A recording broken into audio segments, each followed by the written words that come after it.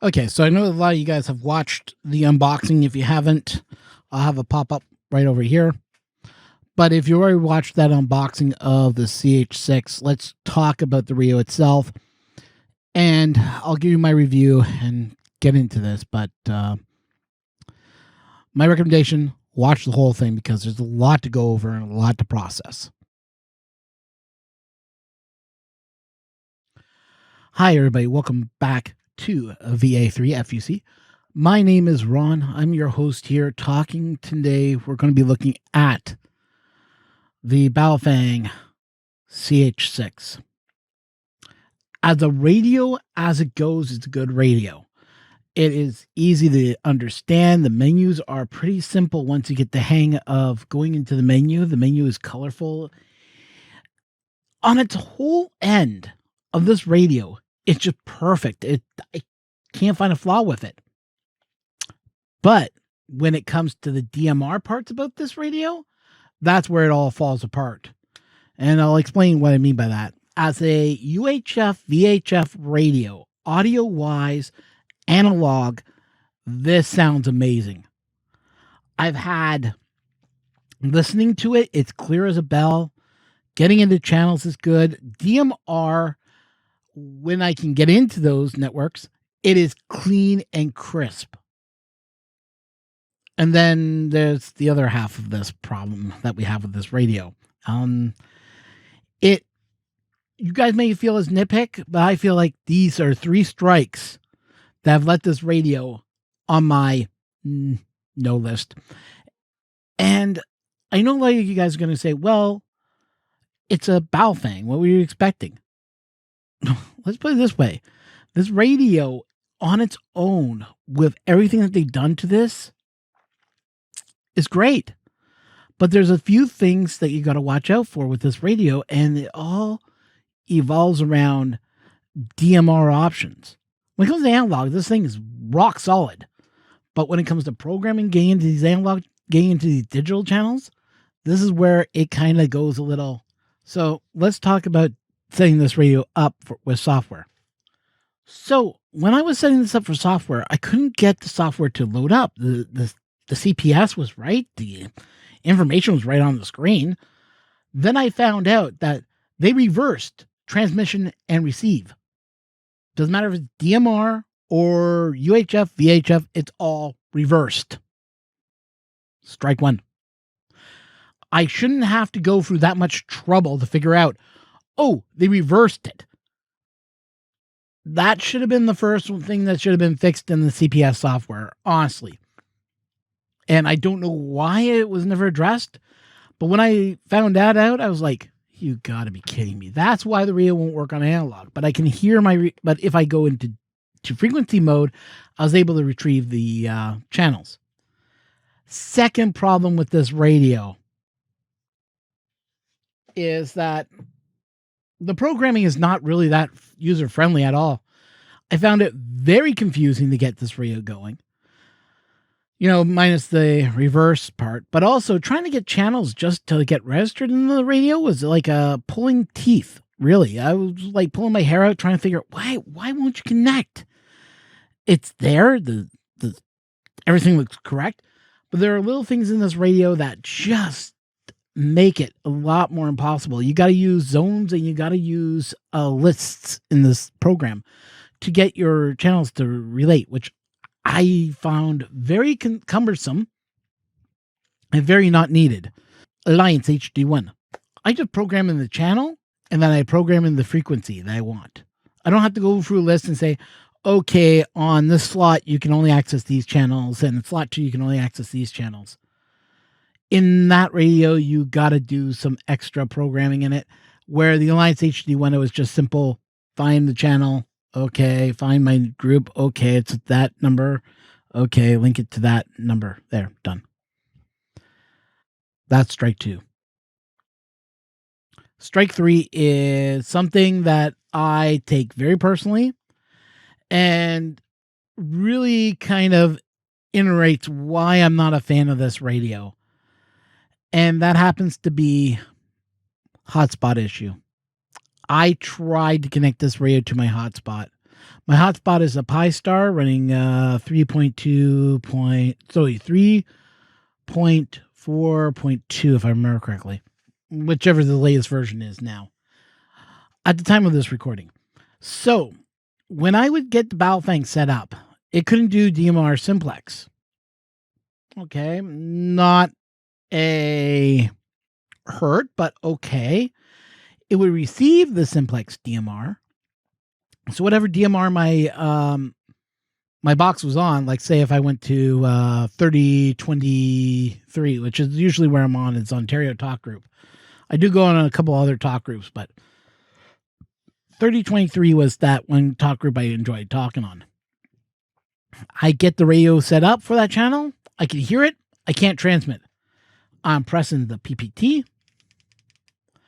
No lock on. It couldn't. The unit itself was showing me a blank screen. Wouldn't connect to it. I'd see Ontario. I'd see it trying to connect. I would hold it, and still my screen was blank. So something was going on there in simplex. So that was when I first thought, okay, this doesn't make sense at all. So I decided to change it to a duplex simplex mode. So what does that mean? So it's a one antenna system. So as soon as I transmit on it, I have to wait for it to reply back to me. So it's not like simplex where I can go VA3FUC listening on talk group 3023 and like go. What it does is this would have to hear its transmission and then it would have to then transmit back to me. It actually added a delay of a few seconds. Wasn't anything that it was too concerning. It just made it a little bit more cumbersome to use. Well, this radio wouldn't even connect to it. It said, it gave me some weird error. I looked it up, and it seems the 1702 has the same error as in it. So I don't know what's going on, but I couldn't get it to connect at all, no matter what I did. I tried offset of 500. I tried an offset of 5. I tried an offset of 10. I tried everything I can think of, like even like an offset of 10 or 0.10. So if I was running at 144.100, I would try 444.500. Just give you guys a rough number here.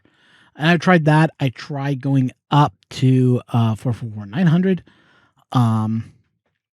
We have a 444.100. So 449.100. And then 444.100. Anything you can think of to get this radio to detect it. Nothing. Couldn't get it to work for nothing. Got it connect to the router, to the actual network out here. The DMR MARC repeater out here in the Kitchener-Waterloo area. It connected. But because I listen to so many other channels, and because I like having my DMR hotspot here so I can get into other networks, like if I want to listen to Texas wide, if I want to communicate on, say, the Maryland wide, Indianapolis, I can't go on those networks because I'm only locked down to those networks that are available on that repeater. That was strike 3. At that time, I said, no, not worth it at all.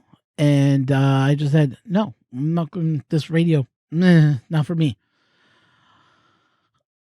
Now, for the average consumer that doesn't do a lot of net surfing, let's say, so say if you don't look at networks or, you're not concerned about, going on these other channels, then yeah, I say go for it. But also to those hams out there that are new, I cannot recommend this radio. I think it's a little too confusing for the new ham.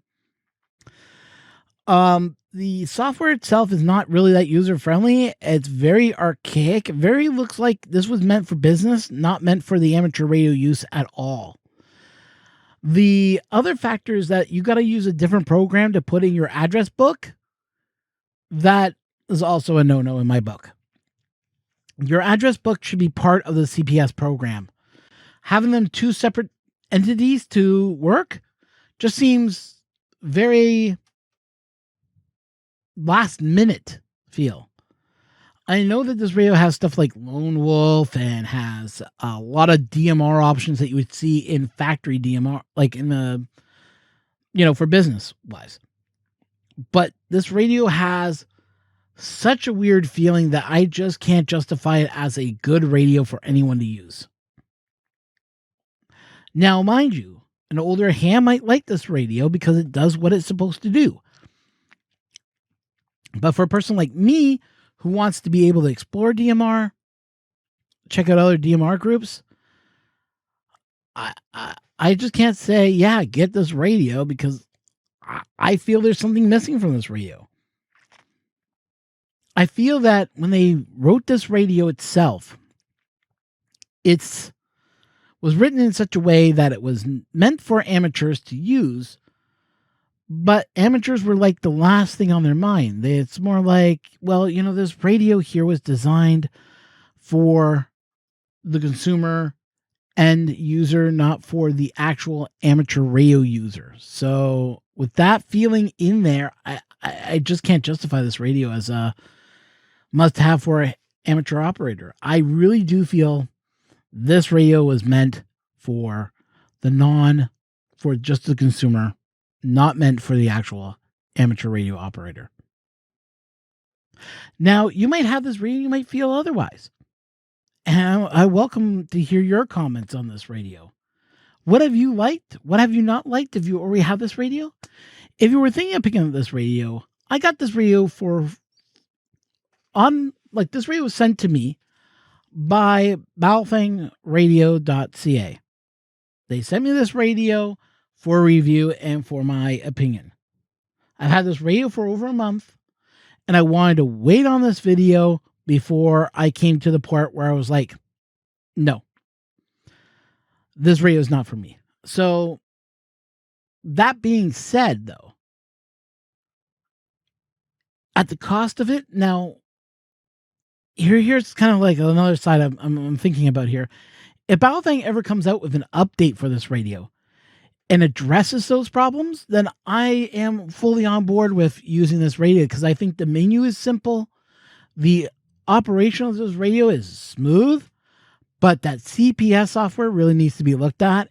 And I would actually say, maybe Baofeng, look at the OS and see if there's anything you can do to fix the problems that I experienced, including fixing that CPS issue where the transmit and receive are reversed. Once those areas are taken care of, then yeah, I would say this radio is a decent radio for the first time amateur radio operator. But with that transmit and receive reversed, the fact I can't connect to a hotspot, the fact that there's that address book kind of irks me a lot. There's a lot there that's to be considered not ready for retail as of yet. With that being said, I cannot endorse this radio for use. But if they fix those problems and an update comes out soon for it, I'm all saying, yeah, go ahead, pick up the radio. There's a lot of good in this radio that makes me happy about it, because if you want a UHF, VHF radio that sounds amazing, that's the radio to go with, because the audio quality is superb. I mean, it sounds better than most DMR radios I've heard. That's saying a lot for that radio. But if I have to go through a couple hoops and a couple jumps to get this done, nah, it's not the radio for me. Anyways, once again, if you're looking for this radio, links will be down in the description so you can purchase it if you feel like it. But like I said, these are my opinions. There was no money traded for this review. All the review information is on me. No money, no nothing was traded. This is just my feelings of this radio. Now, if you feel differently, or you have this radio and you like it, like I said, comment down below. Let me know. If you're not already subscribed, hit that subscribe button. I want you to also hit the bell The bell helps you notify me when I go live or when I put out new videos.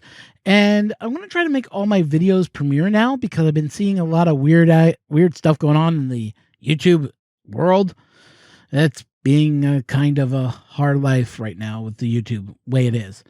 We're close to 100, so thank you guys for all the subs. If you did like what I talked about, hit that like button. That helps out the channel immensely. You don't know how much it helps. It lets other people discover this channel and, lets them know. And also, like I said, I read your comments. So I like to know, what's your thoughts on this radio? Do you think I covered? Do you think there's something I might have missed? Because please, I want to know from you guys. Because if we can gather enough information and, and I know there's users out there that have this radio.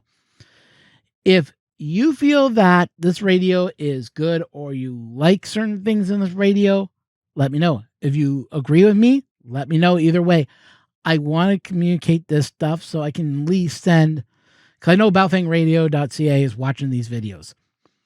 And I know that all our comments that we leave down below will probably make them realize that there's things that we want to see changed in this radio. When I contacted them, they told me that this radio that they know about the issue now and that they're working on trying to fix it. So that's a good sign. So maybe an update will be out soon. But until then, I'm going to say I'm not a fan of this radio. So granted, it has a lot of options that I really do like in this radio, but there's that. It's the only part that really bothers me is not having the ability to change channel. The CPS software really kind of puts a damper on this radio. Well, that's about it with this radio. The only last thing I want to say is, why do they keep on putting flashlights on these radios? That's another nitpick.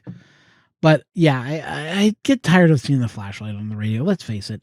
We don't need a flashlight. But anyways, I'm rambling on here. I don't mean to. But I want to say thank you so much for watching. And till next time, 73.